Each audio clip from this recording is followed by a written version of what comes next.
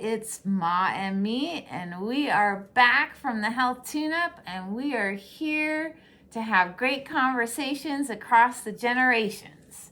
So today, we are here to discuss what we talked about family of origin. So there's a huge epidemic of, I think, the word gets used loosely a lot, but narcissism, and we have a lot of depression history in families and mental issues. Narcissism is considered a personality disorder, but either way, we're here to talk about communicating with each other. And so we were talking about, like, what was your experience? Because these experiences we pass on to our families. And we'll actually, as children, take on meaning to things, and then our self-worth is low and our self-love is low, and then we pass that forward to other family members that also then become traumatized. So what was your impact of your family of origin for your mom? And how do you feel that's impacted you as a mom with your children? Well, my mother, you don't know anything except what you have. You only know what you know. As children. Right? So when I was a child, my mother had clinical depression. And so she was often in bed. And as a young person, I took over a lot of the chores. I did a lot of cooking starting in the 6th grade. And I just thought all mothers did that. I didn't think she was strange in any way, but she just couldn't handle and cope with life. That was before we had all the medications and everything. She was just going through clinical depression. She'd been going through it since she was 14 years old.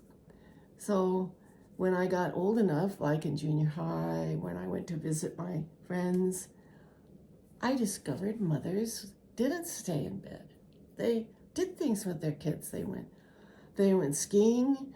They did things. They went out and they stayed up all day, and they cooked dinner every night. And, this was a big revelation to me. And I really thought it was wonderful that this whole area was so positive, and that it was my mother that was sick. She couldn't help it. That was just the way she was.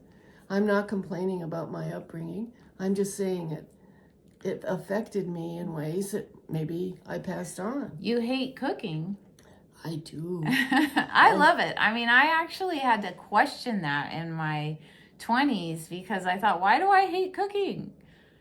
Because you hate cooking? And I love Probably. Cooking. I mean, well, if you're a 6th grader and you have to call your friend's mother to find out how to cook broccoli, because I didn't know how. I had a piece of broccoli and I thought, what do I do with it? So if you could ask your mother questions to actually understand her better now, because that's what this is about, is to try to not let the moment pass us by when we can actually, when people are alive. She's now since passed, but this is what we're encouraging everyone else to do, is to reach out to their family now and try to unwind things. And sometimes you can't. I mean, sometimes there are issues that it's good to understand boundaries as an adult. We have to help ourselves grow up and learn from these things and understand that some of these behaviors that have been done to us actually they're not about us, and they're not correct, and they're not loving. And we have to adult ourselves into adulthood to some degree. So what question what would you have liked to have known directly from your mom to help explain what you witnessed as a child? Well, my mother, if you talk to her very much, she started to cry. Okay, she cried easily? She cried very easily, and then you felt terrible because you made her sad, and it took me a long time to understand that she had clinical depression. And I didn't know that until I got older, that was what was wrong. Her father had it, and she passed it on to others. And so there were times when you could talk to her about things, but a lot of times you couldn't. You couldn't. And there will be people that are that way, and you just have to think, well, you do the best you can with it. You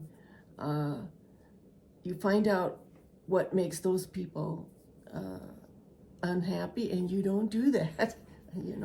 Well, So, understanding why people behave the way they do. A lot of it is emotional manipulation. well, that's true. But in her case, it wasn't. It wasn't. No, so she wasn't trying to make you feel bad. So, No. but it's understanding the situation. You knew she had depression. I think maybe we even some people have family members, they don't even know what's going on with them.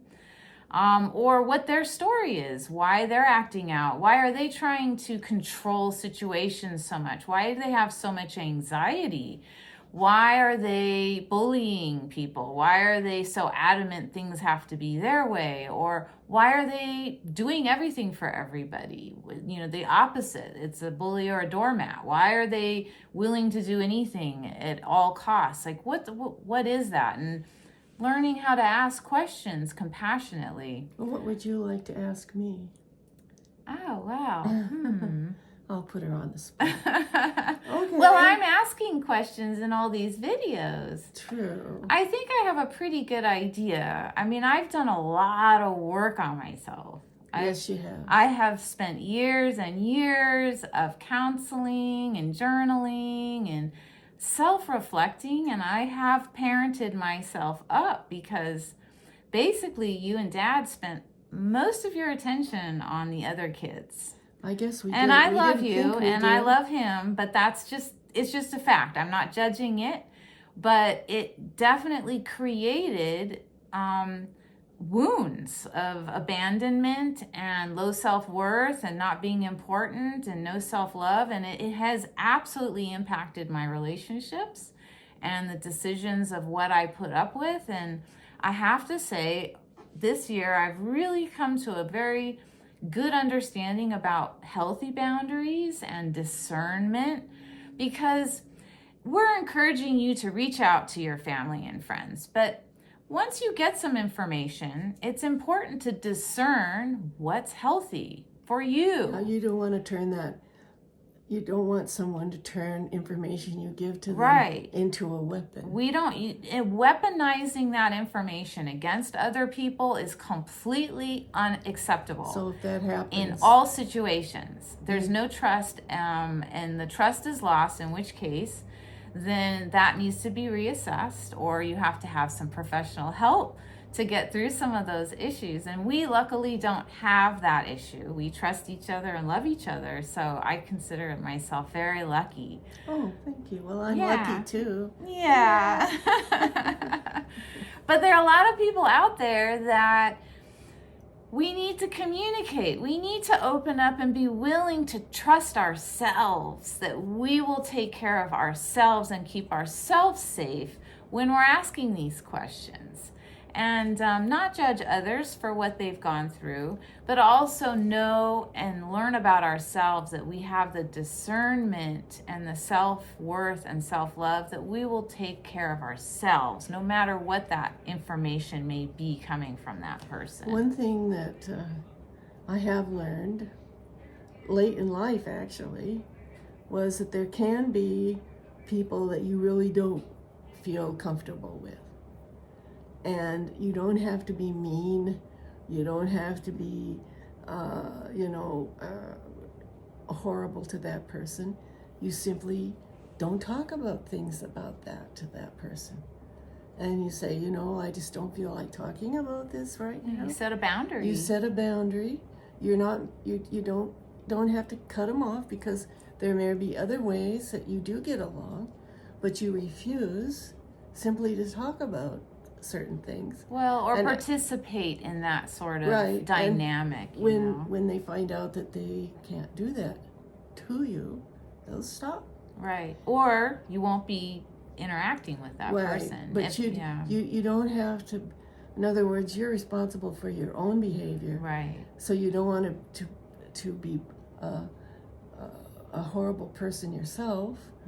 So And you don't want to be a doormat either. No, so you cut it off. But I think it's important to communicate the boundary. I don't think that just ignoring the issue, if you set a boundary and say, I'm not comfortable, right? This is how I feel and I'm not comfortable with this behavior. If you wish to communicate with me, then it needs to be respectful and loving, and I'm happy to have the discussion with you. Otherwise, Let's talk about something else. Isn't going to go any further.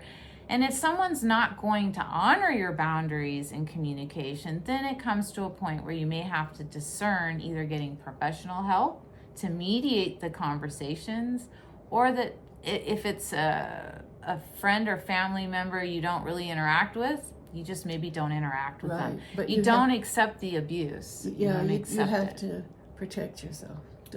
You're not automatically open to everything. No, I had to learn that. Yeah.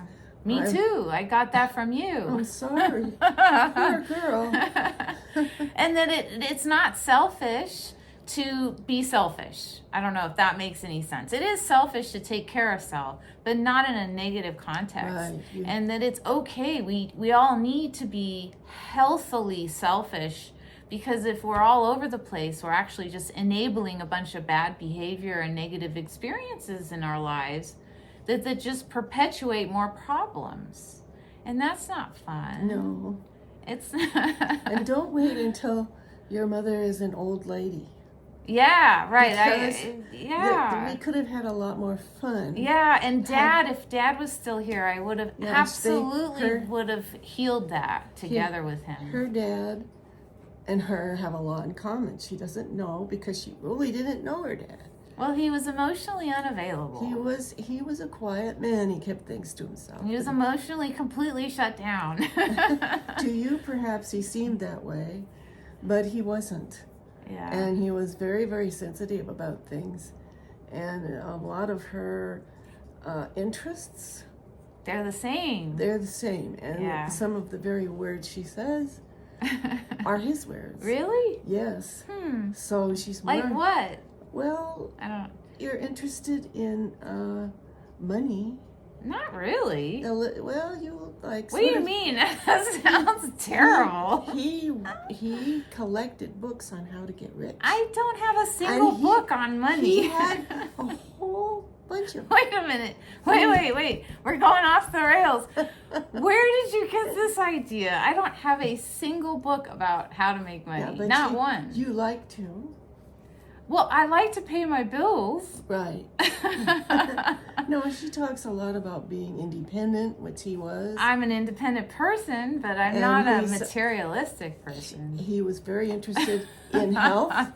Yes, I would agree with that. You lost me on the money thing, but I'll go with the health.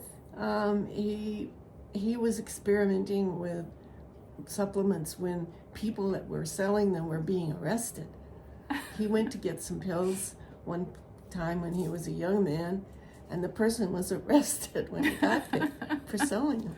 So, well, he wasn't very rebellious, but he was a rule follower. No, he was very rebellious because he left his people in Connecticut. Yeah, that's true. And he was bold. He wasn't rebellious. He flew to L.A., and he got off the plane, and he never, went back. Yeah, good for him. So he was rebellious. Well, he was bold. And he was looking for spirituality when he was only 18 years old. Okay. I mean, most people... I'm going with all this similarity, but you lost me on the money thing. Do you think I'm money-oriented? No, but I think that you have more of an interest than I do in it.